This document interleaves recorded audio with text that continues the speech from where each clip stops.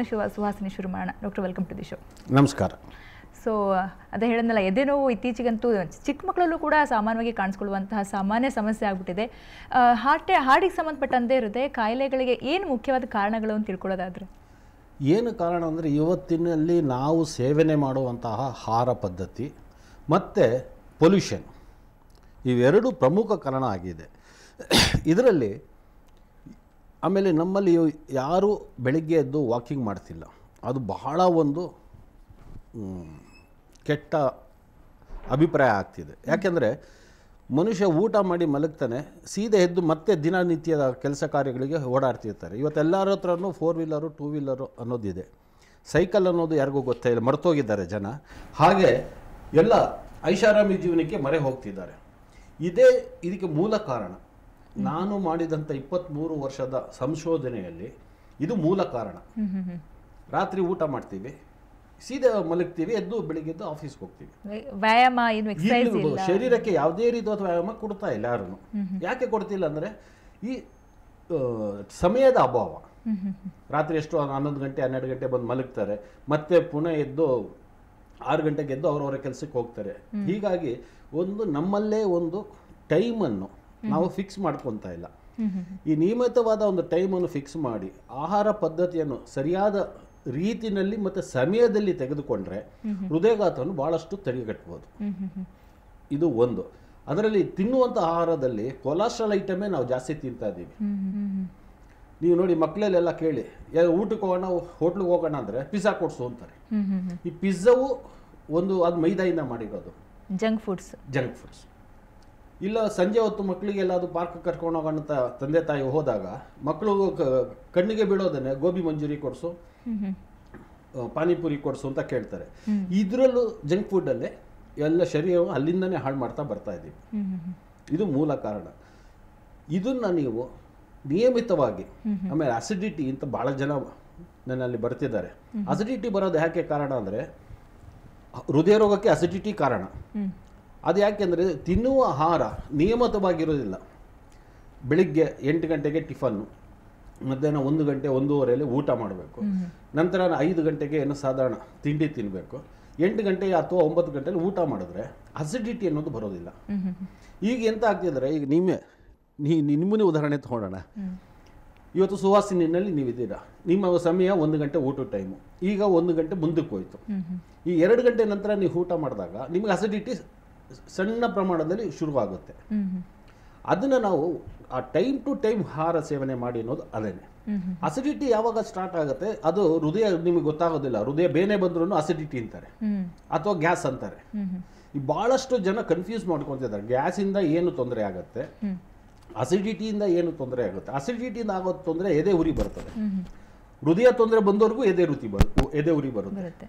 ಅವರು ಕನ್ಫ್ಯೂಸ್ ಮಾಡ್ಕೊತಾರೆ. ಯಾಕಂದ್ರೆ ನಾನು ಇನ್ನ ಚಿಕ್ಕ ವಯಸ್ಸು, ನನಗಿನ್ನ ಗಟ್ಟಿಮುಟ್ಟಾಗಿದ್ದೀನಿ, ಹೃದಯ ತೊಂದರೆ ಬರಲ್ಲ ಅಂತ.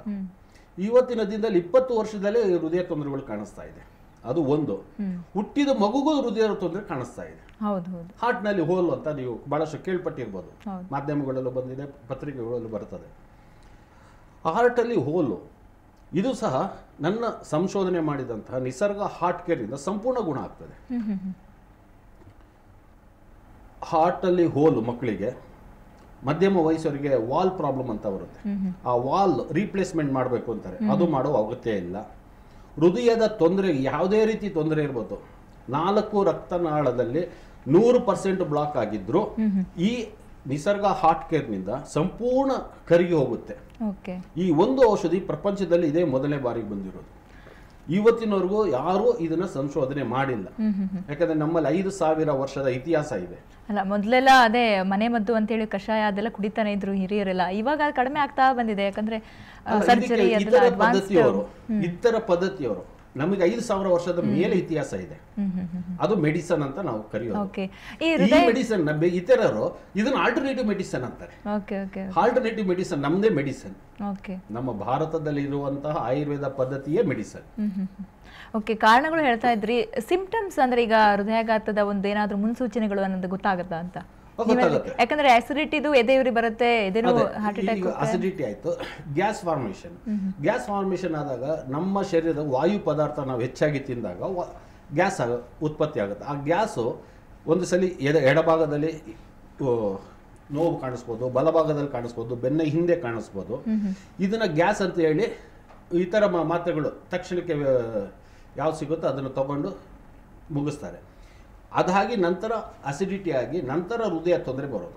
ಹೃದಯ ತೊಂದರೆ ಬರುವ ಮುನ್ಸೂಚನೆ ಏನು ಅಂದರೆ, ಈಗ ನಡೆಯೋದು, ಒಬ್ಬ ಸಾಧಾರಣ ಮನುಷ್ಯ ನಡೆಯೋದು 1 ಕಿಲೋಮೀಟರ್ ನಡೆದಾಗ ಅವನು ಆಯಾಸ ಆಗೋದಿಲ್ಲ.